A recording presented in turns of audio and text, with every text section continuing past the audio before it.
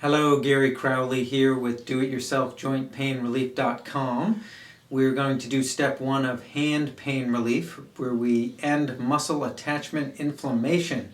So when I say hand, I mean this area or this area.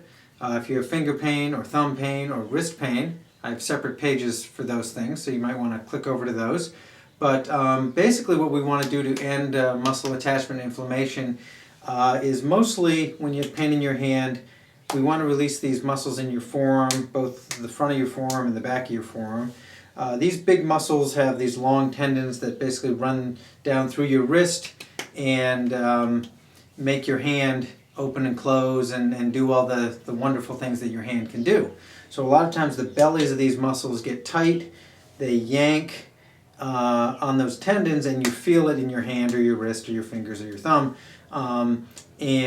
We just want to make sure that that's not happening. So the first thing we're going to do is we're going to release the front of our forearm with our opposite thumb. So if you have pain in this hand, take your opposite hand, and you can either rest it on your thigh and take your thumb, and we're going to dig around in there, or you can take a firm pillow, this is a yoga bolster, and get a little height, and then you can either get in, it might be better, might be worse, depending on your body type and what you have going on. So I'm just taking my thumb and I'm just poking in here, and I'm just finding any tender spots, because tender tissue means the tissue is too tight. Healthy tissue doesn't hurt when you press on it.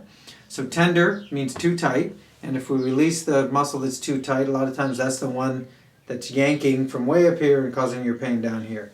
So we're just going to feel around. We're not doing much. We're just going to poke around, find some tender tissue. And let's say you find a tender spot right in here. Well, then we're going to do the press, hold, move technique. We're going to press in here, and we're just going to open and close our hand and make that muscle move under our thumb. We're not massaging the tissue. That's not going to get you anywhere. You're going to press, you're going to hold, and you're going to make that muscle move under your thumb. That's why I call it the press, hold, move. Now you can also do that. See if that does much. That's the kind of a bigger muscle, deeper, that does that one. But play around, open and close. You can make circles with your wrist. Do that. And just do as much as you can with your thumb. Some people's thumb won't be strong enough. So the next thing we're going to do is we're going to use your opposite forearm to dig in this forearm and release these muscles. Now, we're not really using the point of your elbow here. We're using this kind of inch and a half of your forearm, and I take it, and again, for me, much easier with the pillow. You can also do this, you can do this way too. Actually, some people like this better because they get a little more of their body weight into it. I kind of like doing a pillow. But you're just going to take this part of your forearm, and you're going to press in here on any tender spots. See, I'm not too bad over here, but for my work, I use my hands a lot. I get pretty tight in here, and boy, I press on that tender spot, and I make that move, and I can feel that muscle moving under my forearm. And again, I'm picking a spot, press, hold, move to another spot, steady pressure, press, hold, move to another spot.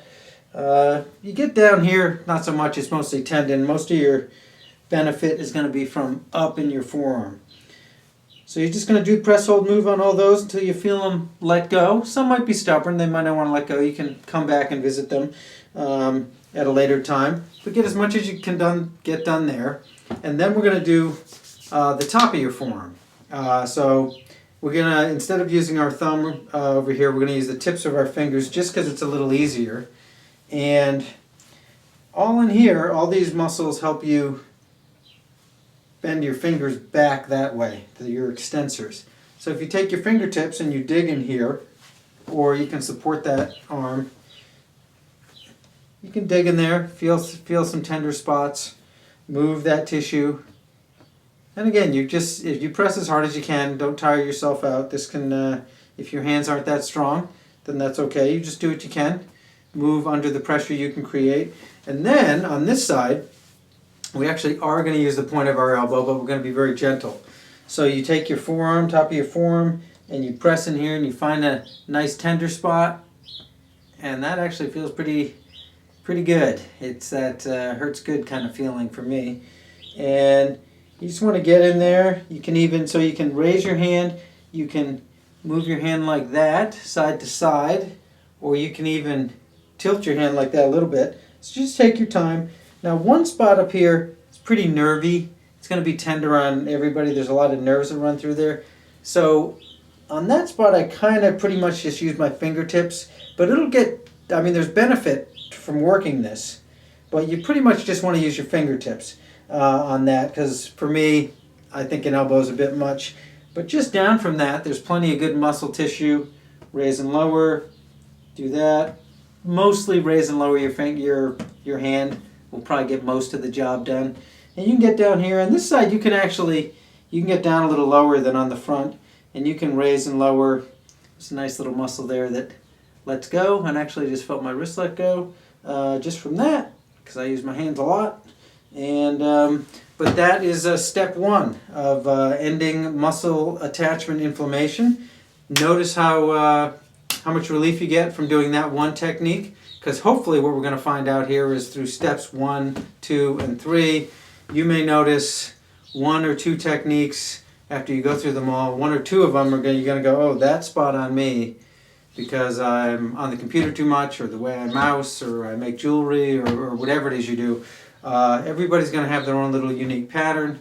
Once you learn yours, if it comes back, you can do 1, 2, or 3 things and be out of pain instantly. So thank you for your time. I look forward to hearing how it goes. Thanks.